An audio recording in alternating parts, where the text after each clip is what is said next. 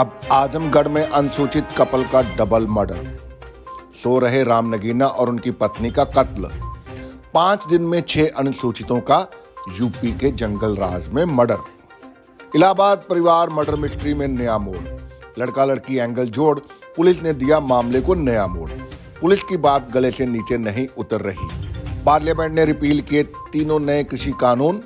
खुशी से झूम उठे किसान। विंटर सेशन के पहले दिन बीजेपी सरकार ने पूरा किया वादा। जल्द खत्म हो सकता है किसान आंदोलन। पार्लियामेंट के 3 कृषि कानूनों को रिपील करने के बाद पंजाब के किसान संगठनों की अहम मीटिंग 1 दिसंबर को। 110 दिन पहले संसद में हल्ला करने के आरोपी 12 सांसद राज्यसभा के विंटर सेशन से सस्पेंड। मानसून सत्र में मार्शलों पर हमले का है आरोप। जय भीम, जय भारत, जोहार। साथियों, यूपी का जंगल राज बर्दाश्त नहीं हो रहा। 23 नवंबर 2021 और 28 नवंबर 2021 5 दिन का डिफरेंस, अंतर। और 5 दिन के अंदर 1 नहीं, 2 नहीं, 3 नहीं, 6 मर्डर। 6 मर्डर 5 दिन के अंदर। आजमगढ़, पति पत्नी की सोते वक्त हत्या। फिर दलित दंपत्ति की हत्या। क्यों निशाने पे है दलित? कौन देगा जवाब?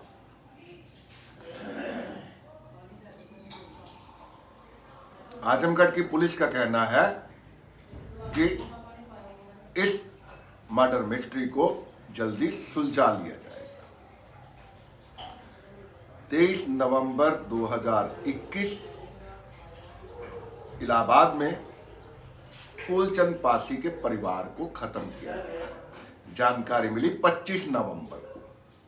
28 नवंबर की रात आजमगढ़। अब इलाहाबाद की मर्डर मिस्ट्री के साथ एक नया एंगल जोड़ दिया गया है। वो एंगल ये है कि लड़का लड़की के खेल में परिवार की हत्या। आज ही ट्वीट किया है इलाहाबाद पुलिस ने।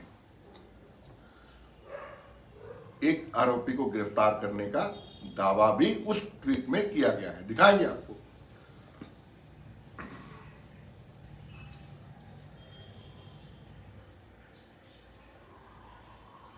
यूपी डेमोक्रेटिक पार्ट है भारत का।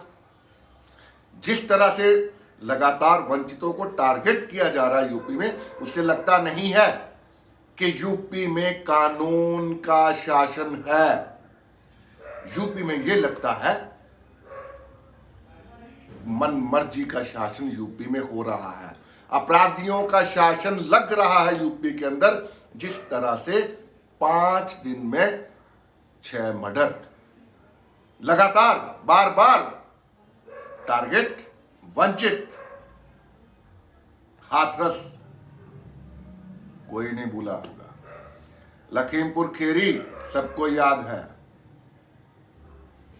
क्यों हो रहा है यूपी में ये? मध्यकाल की ओर क्यों जा रहा है यूपी? आजादी का अमृत महोत्सव और यूपी में हर रात अपराध, हर रात नया खेल। क्यों हो रहा है ये? क्यों कानून का राज यूपी के अंदर नहीं है? क्यों डर नहीं लगता संविधान से? साथियों, पार्लियामेंट का विंटर सेशन शुरू हो गया है। उम्मीद है, नाउम्मीद नहीं हूं, पार्लियामेंट के अंदर यूपी के जंगल राज की चर्चा होगी। लेकिन करेगा कौन? पार्लियामेंट शुरू हुई और स्थगित भी साथ ही हो गई। सरकार कहती है कि वो हर सवाल का जवाब देने को राजी है। सरकार गेंद विपक्ष के पाले में डाल रही है और विपक्ष जो बात कर रहा है उसकी बात भी थोड़ी सी समझनी चाहिए। जिस तरह से सरकार ने आनन फानन में 3 कृषि कानून का अध्यादेश जारी किया था, उसी तरह पार्लियामेंट के अंदर आनन फानन में तीनों कृषि कानून को रिपील करने की बात कहेगी। विपक्ष चाहता था कि इस पे चर्चा हो। छोटी सी बात थी, सरकार को यह बात समझनी चाहिए थी और चर्चा करवाती इस पे, लेकिन वही सब कुछ, चर्चा नहीं हुई। ऐसे में यूपी के जंगल राज का मामला पार्लियामेंट के दोनों सदनों में कौन लेके आएगा? संसद चलेगी? ये सवाल। अगर संसद चलेगी, पार्लियामेंट चलेगी, तो तब उम्मीद की जा सकती है कि यूपी का जंगल राज, अगर यूपी में कोई नहीं बोलता है तो एटलीस्ट पार्लियामेंट में, जिसको जमहूरियत का मंदिर बताया जा रहा है, जिसको डेमोक्रेसी का बड़ा एक मंदिर या कुछ भी कह लीजिए, बहुत लोग बहुत कुछ कहते हैं, सवाल सिर्फ इतना सा है, यूपी का जंगल राज मुझे दिखाई देता है। यूपी के 17 जो मेंबर पार्लियामेंट हैं लोकसभा के, उनको क्यों दिखाई नहीं दे रहा यूपी का जंगल राज? क्या वो अंधे हैं, सुनते नहीं है, या बोलते नहीं है? अगर ये सब रहा, अगर माननीय एससी, माननीय अंधे, बहरे, गूंगे हो जाएंगे तो ये डेमोक्रेसी पे सबसे बड़ा आघात होगा। इसलिए सबसे पहले एससी माननीयों को पार्लियामेंट के अंदर आजमगढ़, इलाहाबाद, हाथरस, लखीमपुर खीरी, तमाम मुद्दे और एनसीआरबी की रिपोर्ट का जिक्र पार्लियामेंट के टेबल पे करना चाहिए। साथियों, आजमगढ़ में लेखपाल कपल का जो मर्डर हुआ है, उसको लेके पुलिस क्या कहती है, जरा आपको पहले ये सुनाते हैं। थाना तरवा में पिठौरपुर गांव में आज सुबह पुलिस को सूचना मिली थी कि पति पत्नी, जिनकी एज लगभग 55 साल और 50 साल के आसपास की है, उनकी धारदार हथियार से गले पे वार कर और सर पे वार कर हत्या कर दी गई है। इस सूचना पर पुलिस मौके पे पहुंची है, सभी उच्च अधिकारी मौके पे पहुंचे हैं। मेरे द्वारा मौका मुआयना किया गया है। फील्ड यूनिट ने एविडेंस कलेक्शन किया है, डॉग स्क्वाड ने एविडेंस कलेक्शन किया है, परिजनों से बातचीत की गई है, उनके द्वारा अज्ञात के विरुद्ध तहरीर दी गई है, जिस पर पुलिस के द्वारा एफआईआर पंजीकृत की जा रही है और सभी जितने भी एंगल इसमें पॉसिबल है उनके ऊपर पुलिस काम कर रही है। घटनास्थल के निरीक्षण से स्पष्ट है कि क्योंकि अर्धनिर्मित मकान है जिसमें रात के टाइम रहते थे, तो उसी में घटना कारित की गई है, तो कोई लूटपाट वाली बात अभी तक प्रकाश में नहीं आई है। जो भी व्यक्तिगत और व्यावसायिक कारण हो सकते हैं, इस घटना के संभावित कारण हो सकते हैं, उन सभी के बारे में पुलिस छानबीन कर रही है, पूछताछ कर रही है और बहुत जल्द ही हम इस घटना का खुलासा करेंगे। जो भी लोग इसमें शामिल हैं उनके खिलाफ कठोर से कठोर कार्रवाई पुलिस निश्चित करेगी। सर, इसमें पति पत्नी 2 ही लोग रहते थे केवल? हाँ, ये क्योंकि इनका जो मेन घर है वो गांव के अंदर है जी। रात के टाइम यहाँ पे आके रात के टाइम सोते हैं दोनों लोग। ये चिड़ियाकोट में, अरे सॉरी, ये मऊ में जो मृतक है वो जनपद मऊ में चकबंदी के लेखपाल के रूप में तैनात थे और अभी वहाँ कार्यरत थे। कौन सा क्षेत्र मिला था इनको? ऑफिस में थे या क्षेत्र में थे? क्षेत्र में थे, चिड़ियाकोट क्षेत्र में एक गाँव है जिसकी जिम्मेदारी इनको दी गई। जी। घटना का कारण और कुछ स्पष्ट हुआ अब तक? मैंने आपको बताया कि लूटपाट का कोई एंगल नहीं अब तक मिला है। एक मोबाइल फ़ोन इनके पास था, वो मौके से पुलिस के द्वारा बरामद किया गया और कोई प्रॉपर्टी घर के अंदर नहीं थी क्योंकि मकान अभी आधा बना हुआ है। तो जो भी व्यक्तिगत या व्यावसायिक कारण हो सकता है, आपसे अगर कोई रंजिश है तो, या और भी कोई कारण हो सकता है, उसके बारे में पुलिस पूरी गहनता से छानबीन कर रही है और जल्द ही हम घटना का खुलासा करेंगे और बहुत कठोर कार्रवाई करेंगे। पुलिस के आला अधिकारी को आपने सुन लिया, क्या कह रहे हैं वो और क्या जानकारी दे रहे हैं। खौफनाक है यूपी का वंचित इस जंगल राज में। अब आपको सुनवाते हैं कांग्रेस की महासचिव प्रियंका, जिनका दावा है कि वो हाथरस भी जा रही थी, प्रशासन ने रोक दिया। जो हाल ही में 5 दिन पहले 23 नवंबर को इलाहाबाद में जो घटना घटी है, इलाहाबाद की वारदात के बाद वो सांत्वना देने पीड़ित परिवार के पास पहुंची थी। उनको भी सुन लीजिए क्या कह रही हैं प्रियंका गांधी वाड्रा। जिनके परिवार की हत्या की गई है, ये उनके भाई हैं। ये एसएसबी में झारखंड में काम कर रहे हैं। मतलब इस देश की सुरक्षा को ये देखते हैं, ये करते हैं। ये कौन धक्का दे रहा है पीछे से भाई? और ये उस एरिया में काम करते हैं जहाँ पे नक्सल माहौल है। तो ये देश की सुरक्षा कर रहे हैं और इनको क्या मिल रहा है? मैं पूछना चाहती हूँ, इनको न्याय क्यों नहीं मिल रहा है? जो वीडियो मुझे दिखाए गए हैं और जो मुझे बताया गया है, जिस तरह से ये हुआ है, मैं खुद हिली हुई और दहशत में है परिवार। सब परिवार के सदस्य ये कह रहे हैं कि हमें पता नहीं कि हमारे साथ क्या करेंगे। तो महिलाएं हैं सारी, एक पुरुष हैं जो झारखंड में काम करते हैं, उनको घबराहट हो रही है कि वो अकेले क्या करेंगी। कल को कोई आके उनको प्रताड़ित करे। पुलिस से उनको सहयोग नहीं मिला। जो यहाँ के जो 2 पुलिस वाले जो हटाए गए हैं कल, महिलाएं मुझे बता रही थी कि जब वो जाती थी उनको कंप्लेंट करने के लिए तो हम मजाक करते थे। उनको घबराहट हो रही है और जिस तरह से इन्होंने किया है, 15 साल की 17 साल की बच्ची है, उसका एक 10 साल का भाई जो डिफरेंटली एबल बच्चा है, अरे ये इंडिया न्यूज वाला दावी भाई, उसके साथ उसकी छोटी जो 15 साल की बेटी। नीचे कर लो ना भाई, आप 2 मिनट। भैया हेलो, आपसे बोल रहा हूँ भाई साहब, पीछे कर लो ना भाई कैमरा 2 मिनट। मैं समझ नहीं पाती हूँ कि अरे ये मोबाइल तो लगे हैं ना। ऐसी परिस्थिति को देख के अरे नहीं उठा पा रहे हैं। प्रशासन के लोग हैं, ऐसी परिस्थिति देख के किस तरह से लोगों के साथ किया जा रहा है, कैसे चुप रह सकते हैं? और कैसे हो सकता है कि इस देश में आज संविधान दिवस है, इस देश में एक संविधान है, इस देश में के संविधान में लिखा है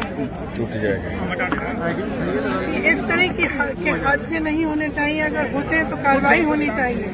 मैं समझ नहीं पा रही हूँ कैसे मैं बार बार हर 2 दिन हर 3 दिन में आती हूँ, किसी से मिलती हूँ, ऐसा ही हादसा होता है। आगरा को देखिए, आगरा में क्या हुआ अरुण वाल्मीकि के साथ, हाथरस में क्या हुआ, यहाँ क्या हो रहा है, जो दलितों पे अत्याचार हो रहा है, तो क्या सब चुप बैठे, सब देखते ही नहीं है? तो फिर संविधान दिवस मनाने का क्या मतलब है? क्या मतलब रहा है? कुछ किसी से मिलती हूँ, ऐसा ही हादसा होता है। आगरा को देखिए, आगरा में क्या हुआ अरुण वाल्मीकि के साथ, हाथरस में क्या हुआ, यहाँ क्या हो रहा है, जो दलितों पे अत्याचार हो रहा है, तो क्या सब चुप बैठे, सब देखते ही नहीं है? तो फिर संविधान दिवस मनाने का क्या मतलब है? क्या मतलब रहा है? कुछ गिरफ्तारी हुई अगर शासन और प्रशासन मदद नहीं कर रहा है, ये कह रहे हैं 11 लोग, स्पष्ट कह रहे हैं कि ये लोग पहली बार है। इससे पहले सितंबर में भी इसी घर में आके मारपीट की। 8 लोगों को उन्होंने अरेस्ट कर लिया है। 2020 में किया, 2020 में भी किया, 2019 में किया, 2021 में सितंबर में किया, अब आके ये काम किया। उत्तर प्रदेश की कानून व्यवस्था पहले क्यों नहीं रोका? जब 2019 में आके किया, इन्होंने प्रताड़ित किया, तंग किया, मारा पीटा, उसके बाद 2020 में, उसके बाद सितंबर में, तो रोका क्यों नहीं? यहाँ सुरक्षा क्यों नहीं दी? यहाँ पे जो आज चौकी लगाई है वो उस समय क्यों नहीं लगाई? कानून व्यवस्था दलितों के बारे में बड़ी बड़ी बातें करती हैं। किसी न किसी मामले में आ ही रही उत्तर आपको क्या प्रदेश। लगता है कि दलितों के बारे में सिर्फ बात की जाती है क्या? देखिए, जहाँ जहाँ मैं जा रही हूँ मुझे स्पष्ट दिख रहा है कि दलितों के लिए न्याय नहीं है, न्याय नहीं है, किसानों के लिए न्याय नहीं है, महिलाओं के लिए न्याय नहीं है। न्याय सिर्फ उन लोगों के लिए है जिनकी सत्ता है, जो उनके साथ उठते बैठते हैं, और जो उनके दोस्त हैं, जो बड़े बड़े उद्योगपति हैं, उनके लिए न्याय है। लेकिन उत्तर प्रदेश में दलितों के लिए, महिलाओं के लिए, किसानों के लिए, अल्पसंख्यकों के लिए न्याय नहीं है। मैं 2 सालों से यहाँ काम कर रही हूँ और बार बार ये स्पष्ट हो रहा है, बार बार ये दिख रहा है कि संविधान को नष्ट किया जा रहा है, संविधान को खत्म किया जा रहा है। सरकार के दावों को क्या कहेंगे मैम? कानून मैं व्यवस्था की यही बड़ी कह बड़ी रही बातें। हूँ, आप सब देख रहे हैं, आप देखिए जो वीडियो इन्होंने मुझे दिखाया हुआ, आप देखिए क्या होना चाहिए मैम इस पूरे वो मामले में? आप देखिए। और फिर अगर आप खुद नहीं बोलेंगे, अगर मीडिया आज नहीं खड़ी होगी, अरे रुको यार, क्या हुआ? मैडम प्रियंका जी बोला जा रहा है कि कैसे दोस्तों, इलाहाबाद की मर्डर मिस्ट्री में एक नया एंगल आना शुरू हो गया है। पुलिस ये साबित करने की कोशिश में है कि इलाहाबाद का फूलचंद परिवार का मर्डर मिस्ट्री जो है वो जातीय हिंसा नहीं है। इलाहाबाद मर्डर मिस्ट्री के बारे में पुलिस ये कह रही है कि उसमें लड़का लड़की की एक मतलब लड़का लड़की का मामला है और किसी ठाकुर वर्सेस वंचित की बात नहीं है। हैरान, सब लोग हैरान, यूपी में हो क्या रहा है। इस बड़े मुद्दे पे बात करते हैं इलाहाबाद हाईकोर्ट के सीनियर एडवोकेट अखिलेंद्र प्रताप सिंह से। फोन लाइन पे हमारे साथ मौजूद है। अखिलेंद्र प्रताप सिंह, आप इलाहाबाद हाईकोर्ट में सीनियर एडवोकेट हैं और यूपी का ये जो जंगल राज है आप अपनी आंखों से लगातार देख रहे हैं। यूपी में इस जंगल राज के दौरान जो हो रहा है आप लगातार कानों से सुन रहे हैं जी। सवाल पहला ये है यहाँ पे कि क्यों कोई लिटिगेशन इस जंगल राज के खिलाफ हाईकोर्ट में नहीं हो रही? देखिए, लिटिगेशन की बात तो हम अभी यहाँ नहीं करेंगे। बात हम यहाँ पर ये करेंगे, जो हाईकोर्ट के जजों को स्वतः संज्ञान लेने की शक्ति है, जो संवैधानिक शक्ति है, वो उसका भी पालन नहीं कर रहे हैं। वो क्यों नहीं कर रहे हैं मालूम नहीं, हो सकता है सरकार की वजह से ना कर रहे हो। अच्छा, मैंने तो देखा कि कई मामलों में लखीमपुर खीरी मामले में सुप्रीम कोर्ट ने, जो कि हमारी सबसे बड़ी अदालत है, उसने संज्ञान लिया है। बिल्कुल बिल्कुल लिया था। तो फिर यूपी इलाहाबाद हाईकोर्ट क्यों ये संज्ञान नहीं ले रहा? यही तो सबसे बड़ा विषय है कि इलाहाबाद हाईकोर्ट बिल्कुल संज्ञान नहीं ले रहा। अभी यही SC/ST का कोई मामला होता, उनके अगेंस्ट इनको आना होता तो ये तुरंत स्वतः संज्ञान ले लेते हैं। तो अब एक चीज सामने ये आ रही है कि पार्लियामेंट के सेशन में उसको SC/ST कानून को लेके एक प्रपोजल है यूपी गवर्नमेंट की, उसके लिए सब कुछ है, लेकिन जब वंचित पे, जब शेड्यूल कास्ट पे उसकी कत्ल गारत हो रही है तब कोई नोटिस नहीं, किसी हाई कोर्ट का नोटिस नहीं, और सरकार तो हाथ पे हाथ धरे बैठी हुई है। बिल्कुल सही बात है। आप ये जान के रखिए कि इस समय प्रेजेंट टाइम में, जब से बीजेपी गवर्नमेंट बनी है, 2017 में जो रेप हुए हैं जी, वो 56,011 हुए हैं। 2017 का रिकॉर्ड है। और 2018 का है 59,445 रेप के केसेस आए हैं। और इतना ही नहीं, पॉस्को एक्ट, यानी जो नाबालिग बच्चियों के साथ जो दुष्कर्म हो रहे हैं, उनका रिकॉर्ड 2016 का 4,954 है। ये NCRB के डेटा, ये सब NCRB का डेटा से है सब ये। बिल्कुल बिल्कुल बिल्कुल जी। और उसके बाद रही बात SC/ST की, जब बात हो रही है, ये तो कल हमने महिलाओं के बारे में बताया। अब SC/ST पर आ जाते हैं तो SC/ST में जो रिकॉर्ड रहे NCRBC का, वो 2015 में 45,003 थे जी, केवल 2015 में। और 2014 में इतनी तेज बढ़ गया है ये रिकॉर्ड कि 47,64 हो गया ये रिकॉर्ड। उत्तर प्रदेश में इस समय अपराध बहुत तेजी से बढ़ रहा है। मतलब आप 2015 से लेकर 2021 तक 6 वर्ष की आप जानकारी दे रहे हैं मुझे। जी बिल्कुल। तो मैं ये मान के चलूंगा कि सपा शासन में और बीजेपी शासन में कोई अंतर नहीं है। बहुत बड़ा अंतर है। अंतर वो ये है कि सपा गवर्नमेंट में जो अपराध हुए थे उससे ज्यादा इस गवर्नमेंट में हुए हैं, और बीजेपी के जो समर्थक ये कहते हुए फिर रहे हैं कि सारे अपराधी प्रदेश छोड़कर भाग गए, वो गलत बोल रहे हैं।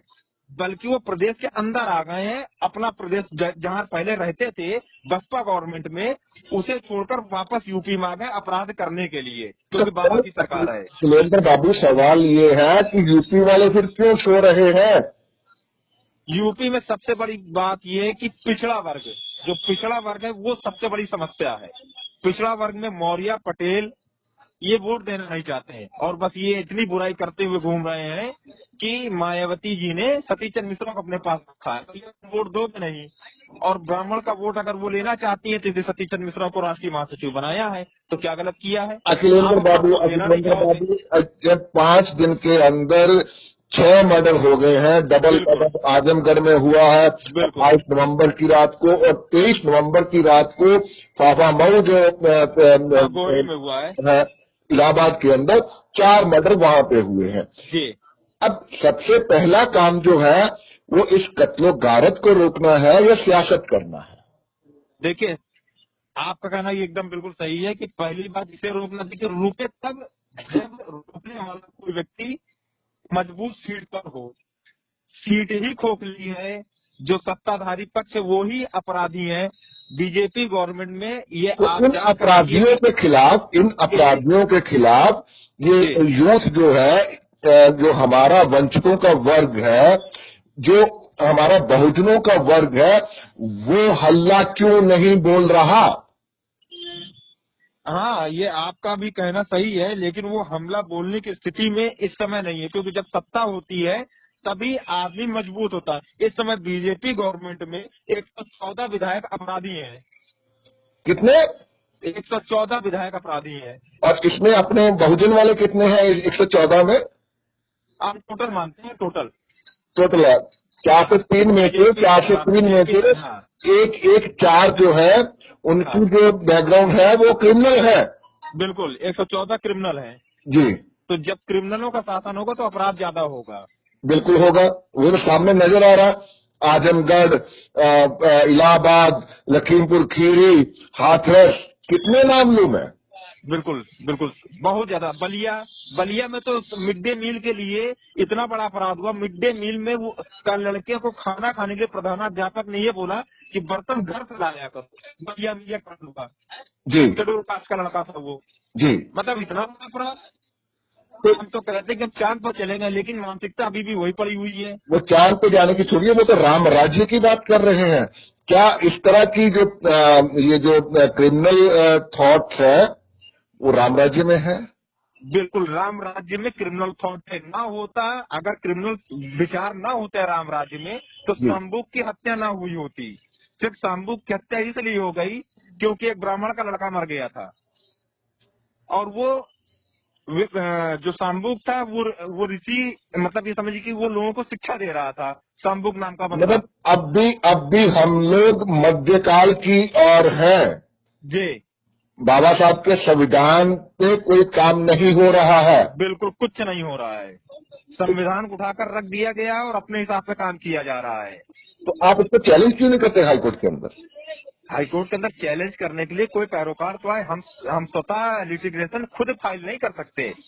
कोई व्यक्ति आए, हम तो SC ST OBC का मुकदमा वैसे भी कम पैसे में लेते हैं, खर्च पे लेते हैं कि हमें कम पैसा मिले, खर्च मिले, बस मुझे अपनी फीस नहीं चाहिए। चलिए, ये भी आपने एक अच्छी बात कही, लेकिन एक चीज मैं और आपसे समझना चाहता हूँ कि आज ही ये ट्वीट किया है इलाहाबाद की पुलिस ने।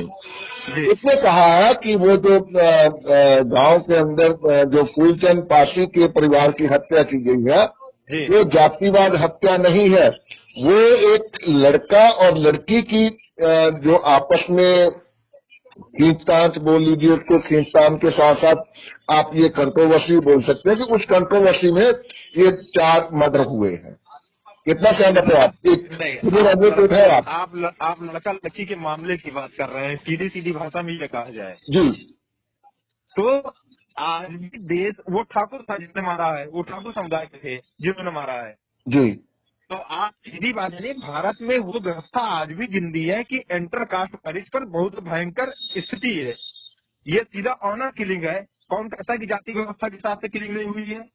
पुलिस कह देगी तुम सभी मान लेंगे। ऑनर किलिंग किस लिए हुई? आप इंटरकास्ट मैरिज का बहुत जिक्र करते हैं आप, लेकिन जी। इसको तो लव जिहाद बताया जाता है। ये केवल बीजेपी गवर्नमेंट में बताया जाता है, वास्तविकता लव जिहाद नहीं है। वास्तविकता क्या है? वास्तविकता नहीं है भाई।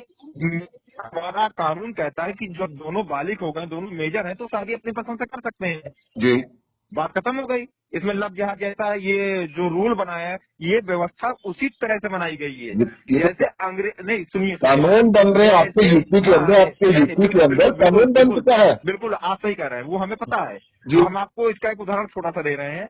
ये उसी तरह से लव जिहाद नाम दिया जा रहा है जैसे मुस्लिमों ने 500 साल शासन किया भारत पर लगभग, और अंग्रेजों ने 200 साल शासन किया। जब अंग्रेजों भारत छोड़ो का नारा लगाया गया, मुस्लिमों भारत छोड़ो का नारा इस समय लगाया जा रहा, उस समय क्यों नहीं लगाया गया? क्यों? वो तो बाबा साहब ने लिख दिया था, पहले ही उन्होंने लिख दिया था कि ये जो है वो भारत की बात नहीं हो रही है, ये सिर्फ धर्म की बात हो रही है। नहीं, हम बता रहे हैं, मुस्लिमों भारत छोड़ो का नारा उस समय इसलिए नहीं लगाया गया क्योंकि जब अंग्रेज भारत में आए तो यहाँ की कुरीतियों को देखकर उन्होंने देवदासी एक्ट बनाया, देवदासी रेवोल्यूशन एक्ट बनाया कि देवदासी प्रथा खत्म की जाए, विधवा पुनर्विवाह की स्थापना किया, और क्या बोलते हैं केस वोपन के खिलाफ उन्होंने एक्ट बनाया। उन्होंने कई ऐसे कानून बनाए जो एससीओ के हित में थे और जनरलों के अहित में थे, जैसे कि सती प्रथा पर रोक लगा दिया। जब सती प्रथा पर विलियम बेंटिन लगाया था, जब उन्होंने रोक लगा दिया सती प्रथा पर, तो अंग्रेजों को ये लगा कि धर्म के साथ छेड़छाड़ हो रही है, खिलवाड़ हो रहा है। ब्राह्मणों ने सोचा, तो ब्राह्मणों ने केवल एक गुट बनाया कि अंग्रेजों भारत छोड़ो, वो नारा इसलिए दिया गया। मुसलमानों ने कुछ नहीं किया। उसी तरह लव जिहाद की बात, उसी तरह मैं लव जिहाद की बात करूंगा।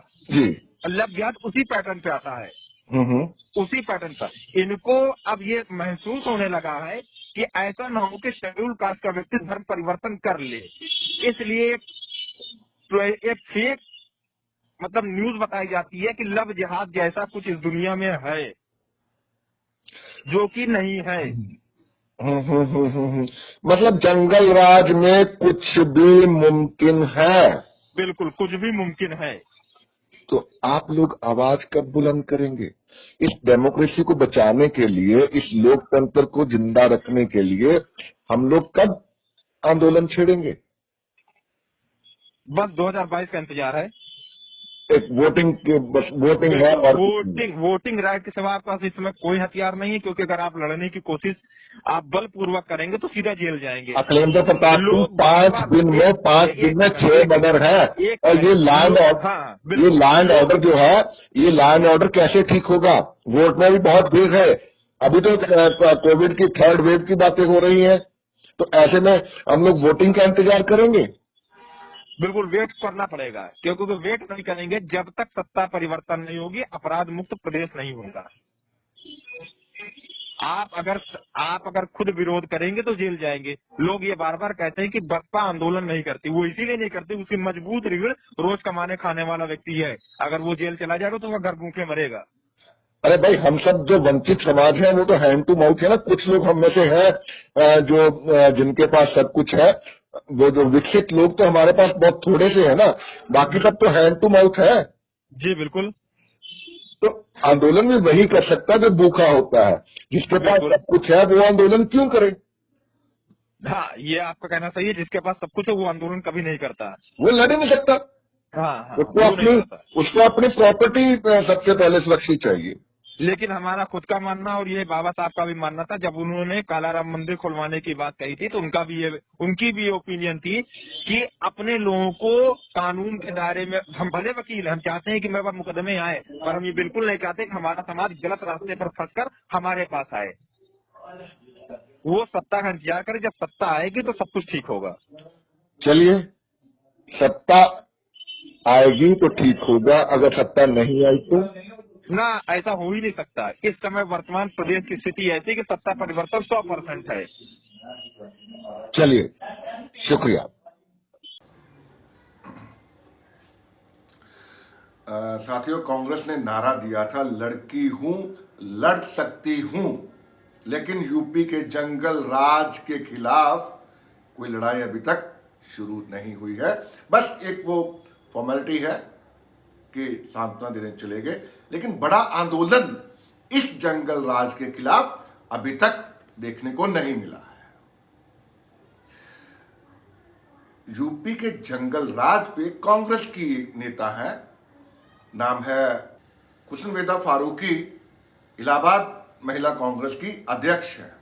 और जब प्रियंका वाड्रा गांधी वहां पे गए थे पीड़ित परिवार के पास फाफामऊ तहसील में, वो जो गांव है गौरी गांव, उस वक्त ये उनके साथ थी। फारूकी यूपी के जंगल राज के बारे में क्या कहती है, सुनाते हैं आपको। फोन लाइन पे हमारे साथ खुशनवेदा, एक बार फिर एक बुरी खबर लेके मैं आपके साथ जुड़ा हूं। सुन पा रहे आप मुझे? जी जी बिल्कुल बिल्कुल जी।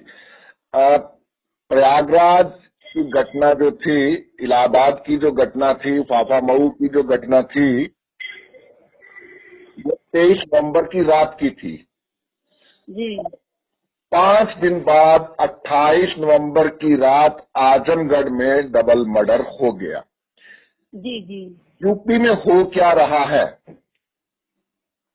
यूपी में पूरा यूपी जंगल राज बन गया है।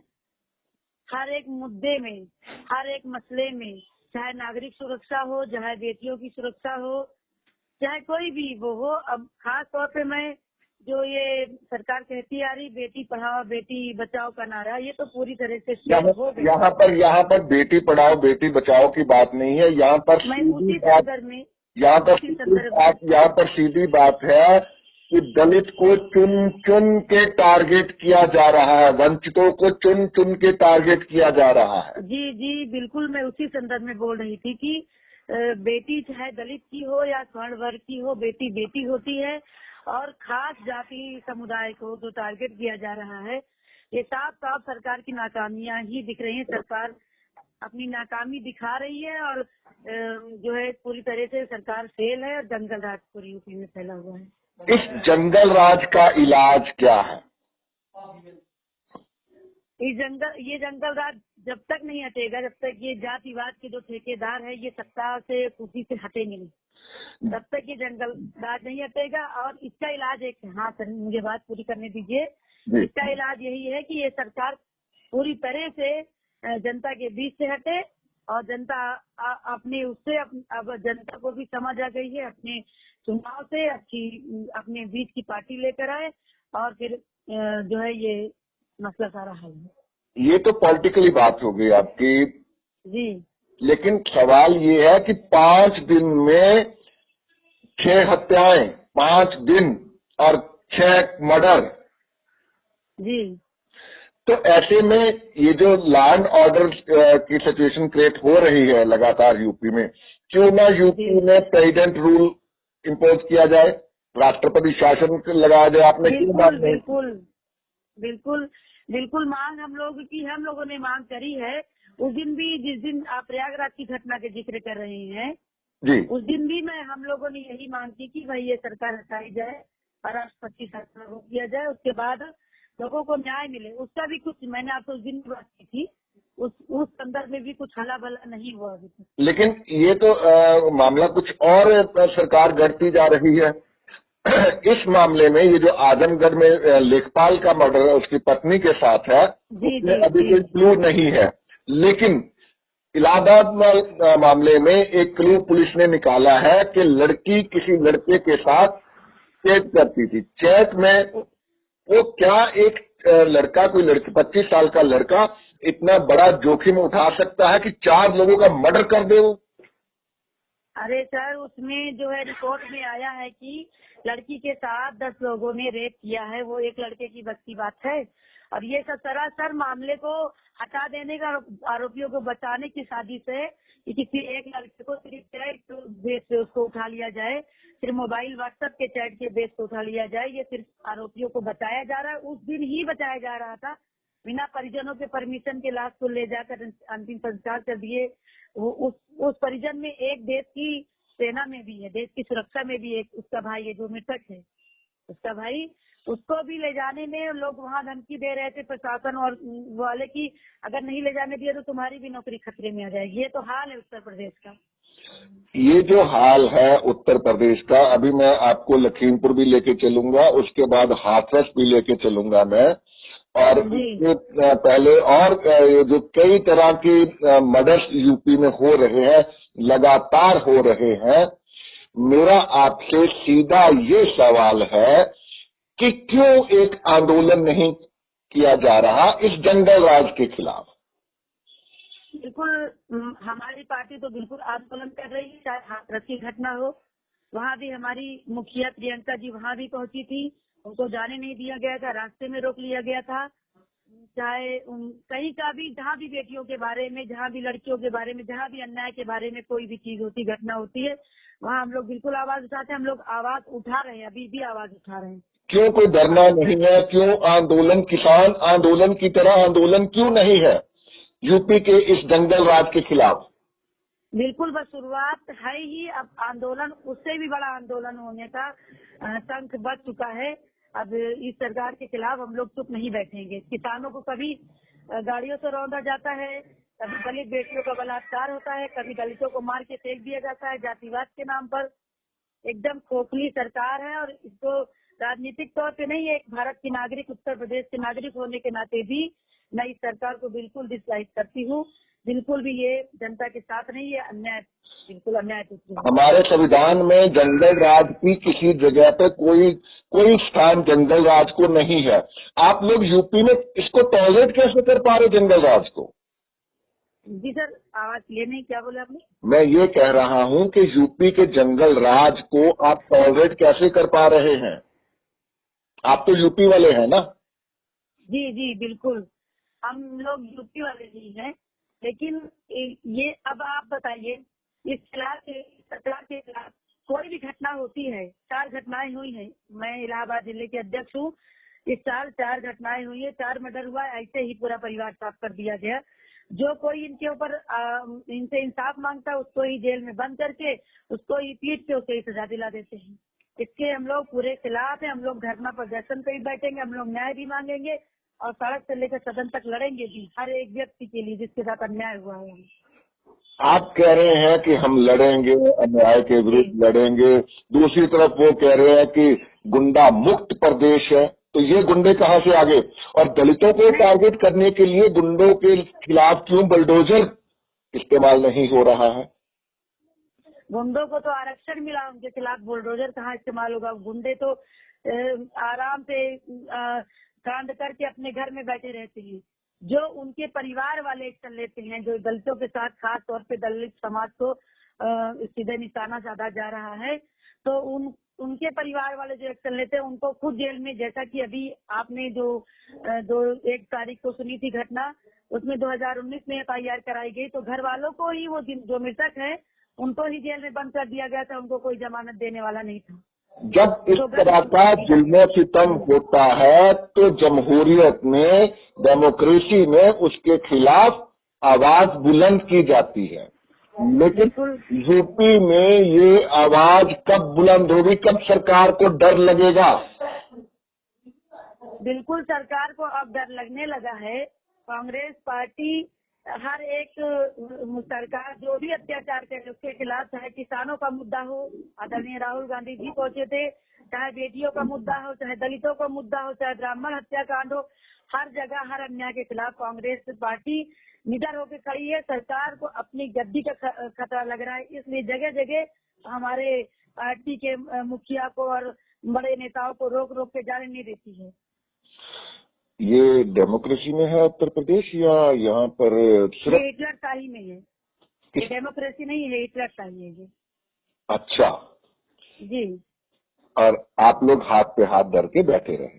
नहीं नहीं, अगर कुछ कर रही तो आप देख लीजिए, आप खुद देखिए कि कोई पार्टी अगर आवाज उठा रही है तो कांग्रेस पार्टी उठा रही है। आज कांग्रेस में आज पार्लियामेंट का सेशन शुरू हुआ है, ठीक है, जी। पार्लियामेंट का विंटर सेशन भी शुरू हो गया और पार्लियामेंट जो है वो स्थगित होना भी शुरू हो गया है। तो ऐसे में पार्लियामेंट के अंदर इस मुद्दे के कब उठेंगे ये पार्लियामेंट स्थगित होना ही था, जैसे शुरू होंगे वैसे ही उठेंगे ये मुद्दे। इस मुद्दे को दबाया नहीं जाएगा कहीं से भी। और ये क्या जवाब क्या देंगे, ये हर मुद्दे पे तो ये टेल है, तो पार्लियामेंट स्थगित तो होगा ही होगा।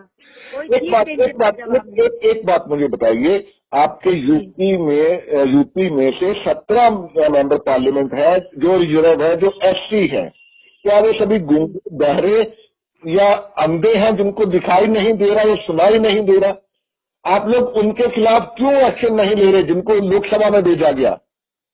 बिल्कुल बिल्कुल एक्शन लिया जाएगा और ले रहे हैं, लिया जाएगा। अभी आप पार्लियामेंट शुरू होने दीजिए, सबके खिलाफ एक्शन लिया जाएगा और बोला भी जाएगा। हम कहीं भी दबे कुचले नहीं जाएंगे, हम बढ़ चढ़ के बोलेंगे। देश हमारा है, लोकतंत्र में है, तानाशाही में नहीं है। क्या कांग्रेस पार्टी कैसे आगे जाती है? क्या उम्मीद करूं कि कल कांग्रेस कोई एक ध्यानाकर्षण प्रस्ताव देगी यूपी के जंगल राज के खिलाफ? बिल्कुल देगी। कौन देगा? कांग्रेस पार्टी। अरे आपके जो प्रेसिडेंट है पार्टी, जो वर्किंग प्रेसिडेंट है, वो भी यूपी से है, तो फिर प्रस्ताव नहीं है पार्लियामेंट के अंदर? जी, आप अपने लीडर सोनिया गांधी जी से बोलिए कि वो कम से कम ध्यानाकर्षण प्रस्ताव तो दे पार्लियामेंट में। बिल्कुल दिया जाएगा, इंतजार करिए, बिल्कुल दिया जाएगा। चलिए, बहुत बहुत शुक्रिया, धन्यवाद। जी जी, धन्यवाद धन्यवाद। रोल। साथियों, हाथरस को भी याद रखिएगा और इलाहाबाद, आजमगढ़ वक्त आंदोलन का है, क्योंकि लगातार चुन चुन के टारगेट किया जा रहा है वंचितों को। क्यों किया जा रहा है आप भी जानते हैं, मैं भी जानता हूं, ताकि हमें डरा के, डेमोक्रेसी का गला घोंट के और मनुस्मृति को फिर से जिंदा करने के लिए ये सब कोशिशें लगातार बार बार होती है। अगर हम चुप हो गए तो मध्यकाल में जो कुछ था, इस 2021, 22, 23 में भी वो सब कुछ होगा। साक्षी महाराज याद है आपको, उन्होंने कहा था कि 24 के बाद कोई चुनाव नहीं होने देंगे।